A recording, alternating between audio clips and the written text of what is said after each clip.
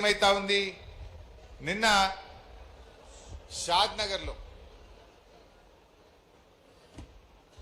ఒక సైకో రాజ్ కుమార్ అనే ఒక సైకో ముగ్గురు పిల్లల్ని ముగ్గురు పెద్దవాళ్ళను ఆరుగురిని గొంతు కోసి చంపాడు. ఎంత బాధ అనిపిస్తుంది. అలా ఇంకా బాధ కలిగేది ఏంటంటే 7 కుటుంబ సభ్యులు ఒక్కరు మిగిలిపోయింది. ఆ ఒక్కరు ఎవరంటే ఒక అమ్మాయి, పాపం చిన్న పిల్ల, చెవులు వినబడవు, మాటలు రావు, కాళ్ళు లేవు. ఆ అమ్మాయి పరిస్థితి ఏమైతుంది ఒక్కసారి ఆలోచించండి. ఇంతకాలం వీళ్ళే ఆ అమ్మాయికి నోట్లే కలిపి అన్నం పెట్టిండ్రు, ఆ అమ్మాయిని బాత్రూమ్ తీసుకుపోయిండ్రు, ఆ అమ్మాయికి స్నానం చేయించిండ్రు, ఆ అమ్మాయికి బట్టలు వేపించిండ్రు. ఇప్పుడు ఆ సైకోగాడు ఆ పిల్లని ఒక్కదాన్ని ఇడిచిపెట్టి మొత్తం 6గురిని చంపిండు. ఎంత బాధ. ఇది పూర్తిగా రేవంత్ రెడ్డి వైఫల్యం. పోలీసు వాళ్ళు చేయాల్సిన పని చేస్తలేరు. పోలీసు వాళ్ళని రాజకీయాలకు బీఆర్ఎస్ పార్టీ వాడు ఎవడన్నా చిన్న ట్వీట్ పెడితే వాని మీద సాయంత్రం కల్లా కేసు పెడుతురు, పట్టుకపోతురు. మరి ఈ సైకో రాజ్ కుమారు అమ్మాయిని రేప్ చేసినాడు.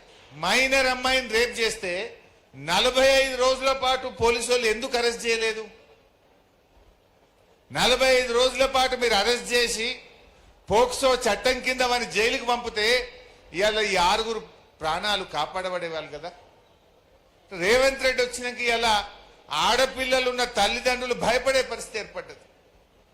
పోక్సో కేసులో ఒక నిందితుడిని కాంగ్రెస్ పార్టీ నాయకుడు, రేవంత్ రెడ్డికి సన్నిహితుడు, ఒక మార్కెట్ కమిటీ చైర్మన్ 20 లక్షల రూపాయలు లంచం తీసుకొని వారిని అరెస్ట్ కాకుండా ఒక రేపిస్టును కాపాడింది కాంగ్రెస్ ప్రభుత్వం.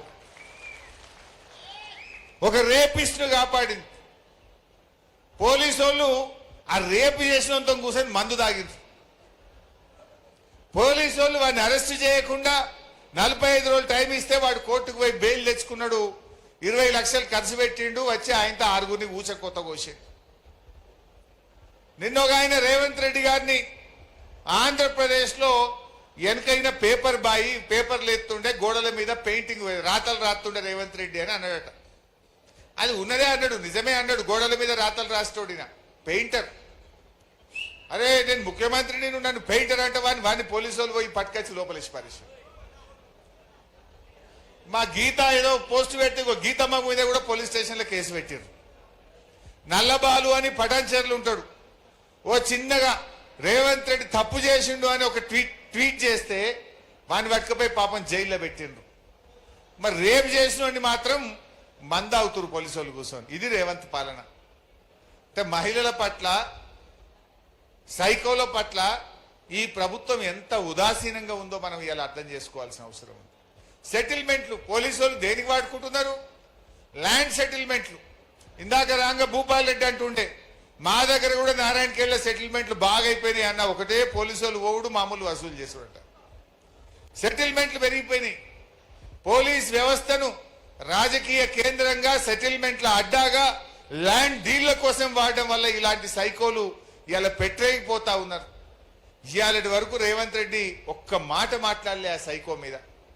పక్క రాష్ట్ర ముఖ్యమంత్రి మాట్లాడిండు, ఇది అన్యాయం, ఇట్లా ఈ రకంగా ఆడపిల్లల్ని కోడి మెడ కోసినట్టు గొంతు కోసి చంపితే ఇది చాలా బాధకరమైంది అని చెప్పి ఇవాళ పక్క రాష్ట్ర ముఖ్యమంత్రులు మాట్లాడుతున్నారు. కానీ రేవంత్ రెడ్డికి చీమ గుట్టినట్టు లేదు. అంటే పాలన గాలికి వదిలేసినటువంటి పరిస్థితి. ఇది ఇట్లా ఉన్నది. మొన్న నీళ్లు కావాలి, కరువు వచ్చిందని మేము మాట్లాడినాం. కరువు వచ్చిందా? మీకైతే మంచినీళ్ళే వస్తలేవు, సాగునీళ్ళు ఎక్కడి. మంచినీళ్ళు కూడా రానిస్తలేడు రేవంత్ రెడ్డి.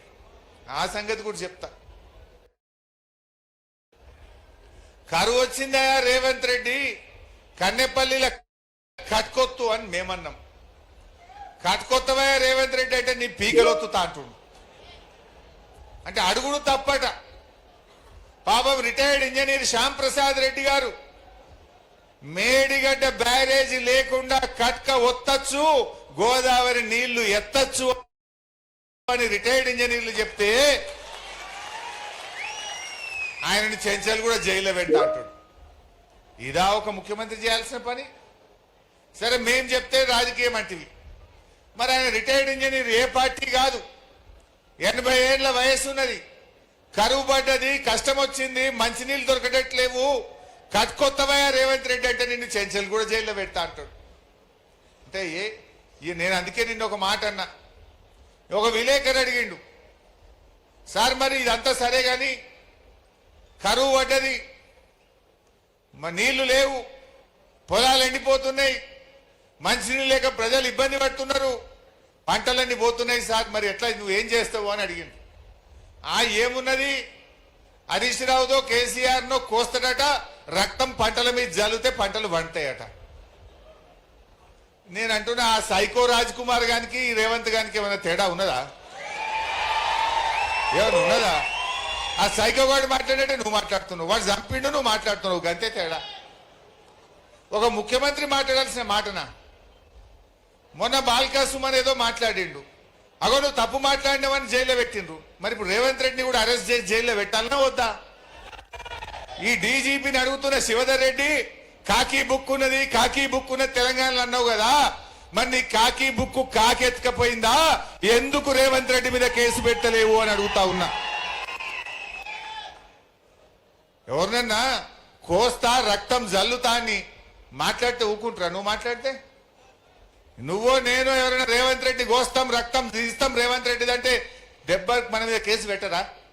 మరి ఇవాళ రేవంత్ రెడ్డి ఈ రకంగా మాట్లాడితే అన్ని టీవీల్లో లైవ్ వస్తే రాష్ట్ర పోలీసులు ఏమన్నా కళ్ళు మూసుకుంటున్నారా? చట్టం లేదా? హింసను ప్రేరేపించవచ్చా? ఏ వ్యక్తి అయినా సరే హింసను ప్రేరేపిస్తే, క్రిమినల్ మాటలు మాట్లాడితే, తప్పుడు మాటలు మాట్లాడితే కేసులు నమోదు చేయాల్సిందే, ఆ వ్యక్తిని వెంటనే అరెస్ట్ చేయాల్సిందే. ముఖ్యమంత్రికో న్యాయం, నారాయణ ఖేడ్లోని సామాన్య రైతుకు ఒక న్యాయం ఉండదు. అది ఎవరైనా అందరికీ ఒకే న్యాయం. మా గీతమ్మ ట్వీట్ పెడితేనే నువ్వు పోలీసు వాళ్ళని తోలినావు, మరి నువ్వు అడ్డగోలుగా ఓపెన్ గానే మాట్లాడుతున్నావు కదా, మరి నీ మీద ఎందుకు కేసు పెట్టద్దు? గీతమ్మకో న్యాయం, రేవంత్ రెడ్డికో న్యాయం ఉంటుందా? గీతమ్మ మీద కేసు పెట్టినావు, మరి రేవంత్ రెడ్డి మీద ఎందుకు కేసు పెట్టరు మిస్టర్ సివి ఆనంద్ డీజీపీ గారు అని నేను అడుగుతా ఉన్నా. అంటే ఈ రకంగా ఇలా రాష్ట్రంలో మొత్తం కూడా పరిస్థితి చాలా దారుణంగా తయారైనటువంటి పరిస్థితులు. అసలు ముఖ్యమంత్రి ఎంత దుర్మార్గంగా తయారైపోయిందంటే, మా భూపాలన్న చెప్పిండు, ఇప్పుడు ఏమన్నా అడిగితే పైసలు లేవు, నన్ను ఘోషినా పైసలు లేవు అంటాడు. లేవా? మూసీ సుందరీకరణకు 1,00,000 కోట్లు ఖర్చు పెడుతున్నావు, ఫ్యూచర్ సిటీకి 1,00,000 కోట్లు పెడుతున్నావు, అందాల పోటీలకు 100 కోట్లు పెట్టినావు, నీ మన్మంతో ఫుట్బాల్ షోకులు తీర్చుకోవడానికి 100 కోట్లు ఖర్చు పెట్టినావు.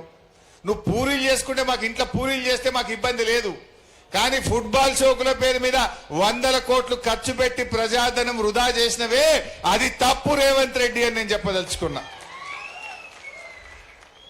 పూరీలు చేసుకో, బిర్యానీ చేసుకో, ఏమన్నా చేసుకో, నీ ఇల్లు నీ మన్మడ్ నీ ఇష్టం. కానీ 100 కోట్లు ఖర్చు పెట్టి గా పైసలతో 4 స్కూళ్లు కట్టచ్చు, 4 కాలేజీలు కట్టచ్చు, 4 రోడ్లు వేయచ్చు.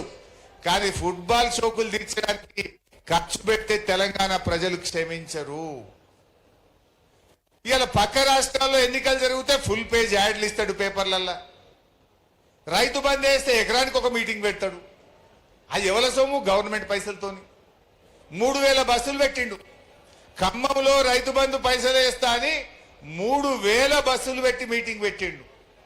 అంటే దాదాపు 100 కోట్లు బాయే కదా. మరి నన్ను కోసినా పైసలు లేవంటావు, నువ్వు 100 కోట్లు ఖర్చు పెట్టి మీటింగ్ పెడతావా? ఎకరంకో మీటింగ్. సిద్దిపేట ఎకరం వేసిండు, యాసంగిలు ఆడో మీటింగు, మంతనీళ్ళు ఎకరం వేసిండు, ఆడొక మీటింగు. మొన్న ఖమ్మంలో కేసీఆర్ ఉండగా ఎప్పుడో మీటింగ్ పెట్టినాడు, కట్టుకొత్తిండు, ఫోన్లు టింగు టింగు టింగున మోగినాయి, పైసలు పడ్డాయి. అంటే ఈయన పైసల్ని ఇష్టం వచ్చినట్టుగా ఖర్చు పెట్టి ఇలా రైతులకు, విద్యార్థులకు, ఇలా ఎస్సీ ఎస్టీ బీసీ కార్పొరేషన్లకు ₹1 ఇవ్వకుండా అన్యాయం చేస్తా ఉన్నాడు. నిన్న మాట్లాడతాడు, అరే నేను అన్ని స్కీమ్లు ఇచ్చిన కదా, నేను ఏ స్కీమ్ బంద్ పెట్టినా అంటుండు. మీ పిల్లలకు ఫీజు రియంబర్స్మెంట్ వస్తుందా? ఎస్సీ ఎస్టీ బీసీ పిల్లలకు 20 లక్షల మంది పిల్లల చదువులు ఆగం చేసిండు రేవంత్ రెడ్డి గారు. చదువులు ఆగమైనాయి. కేసీఆర్ కిట్ వస్తుందా? నన్ను రాంగా ఇప్పుడు మా కుర్మోళ్ళు ఆపినరాడా? ఏడా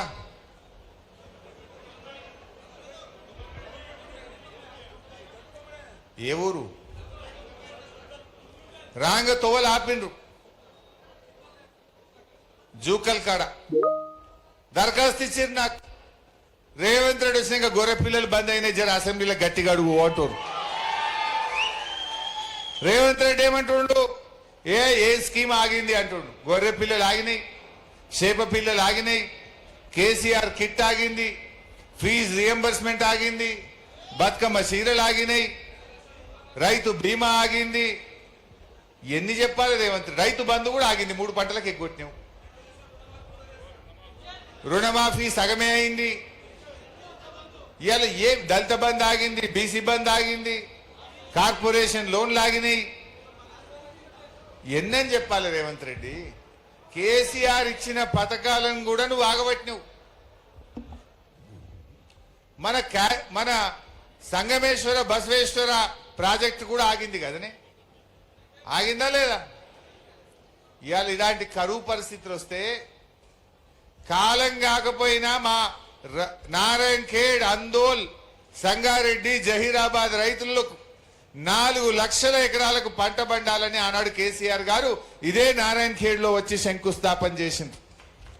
మనకు ప్రాజెక్టు మంజూరు చేసిండ్రు. కానీ ఇలా కాంగ్రెస్ వచ్చినాక మన ఆరాధ్య దైవం బసవేశ్వరుడు, బసవేశ్వరుడు పేరు మీద ఉన్న ప్రాజెక్టు నాపుతాడే. సంగమేశ్వర శివుడు ఎంత గొప్పవాడు. అందుకే కేసీఆర్ సంగమేశ్వర అని పేరు పెడితే ఆ ఖ్యాతకి సంగమేశ్వర ప్రాజెక్టును కూడా ఆపిండు. ఇలా ఈ పాపం ఉత్తగా పోదు. సంగమేశ్వరుడు ఊకుంటాడా? సంగమేశ్వర ప్రాజెక్ట్ ఆపితే సంగమేశ్వరుడు ఊకుంటాడే?